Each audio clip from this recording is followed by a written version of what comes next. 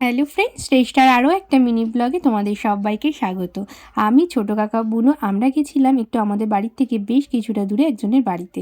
তো তার বাড়ির পাশে এরকম সুন্দর ক্ষেত রয়েছে, তো আমরা চলে গেলাম একটু খেতে ঘুরতে। আর শীতকালের দুপুরবেলায় খেতে ঘুরতে কিন্তু দারুণ মজা লাগে, কি সুন্দর রোদটা গায়ে পড়ে।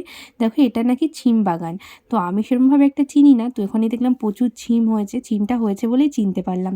আর ভেতরে পটলও ছিল। আর এখানে একটা আমি সুন্দর ফুল পেয়ে গেছিলাম, যেটা আমার জামার সাথে ম্যাচ হয়ে গেছিলো বলে আমি কানে গুঁজে একটু ঢং শুরু করেছিলাম।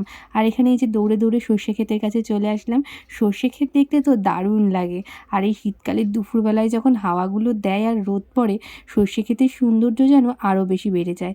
আর এই যে আমার বুনু দেখো আমাদের থেকে কত দূরে চলে গেছে দৌড়ে দৌড়ে বক দেখার জন্য। ও প্রথম এরকম বক দেখলো সামনাসামনি, ও খুব মজা পেয়েছে। আর দেখো দৌড়াতে গিয়ে পড়েও গেছিলো বেচারা। এরপরে আমি সুন্দর করে কয়েকটা পোজ দিয়ে ছবি টবি তুলে তারপরে আমরা আবার বাড়ি চলে আসি।